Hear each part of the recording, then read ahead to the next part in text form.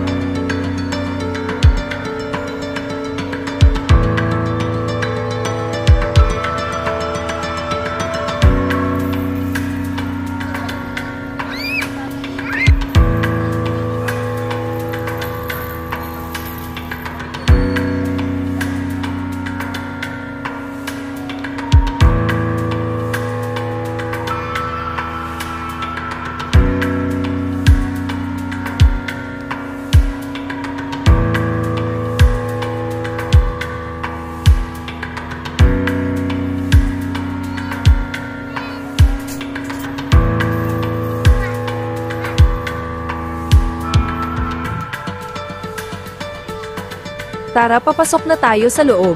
Ating sabayan ang mga tao sa pagsamba. Ang loob nga pala nito ay may saktuhang temperatura dahil napapaligiran ito ng malalaking ceiling fan na kung saan nagbibigay ng preskong paghinga. Ngayon naman, ay dadako na tayo sa susunod nating pupuntahan.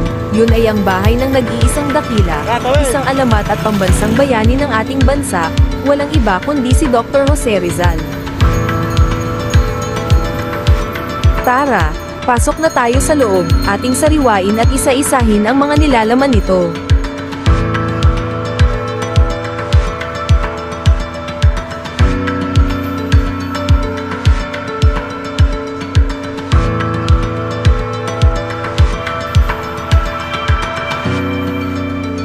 Sa ating patuloy na obserbasyon makikita natin dito sa unang palapag ang mga lumang larawan sa dingding na tila nakabalot ito sa makapal na salamin. Tara, akyat na tayo sa pangalawang palapag.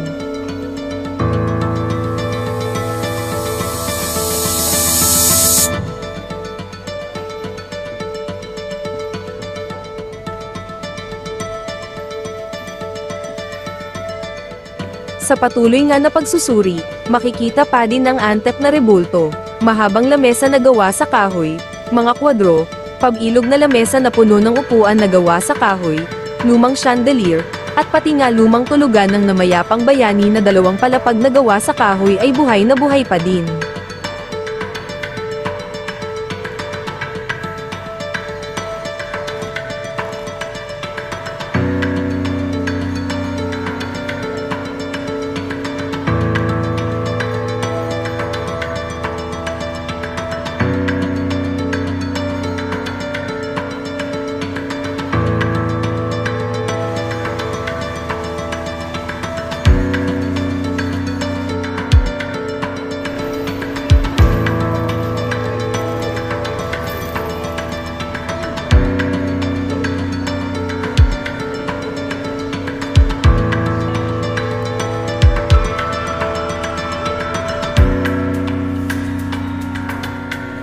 Sa aming paglabas sa balkonahe, dito din makikita ang balon na dati ding ginagamit ni Dr. Jose Rizal na kung saan ay puro na ito barya sa ilalim nito, makikita din pati mga lumang banga.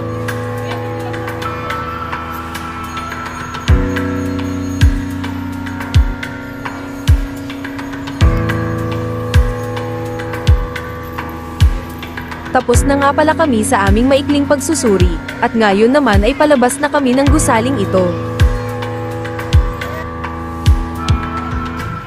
Pagkatapos nga namin ay pumunta naman kami merkado upang mamalengke, kaya hanggang dito na lamang video na ito, maraming salamat sa inyo.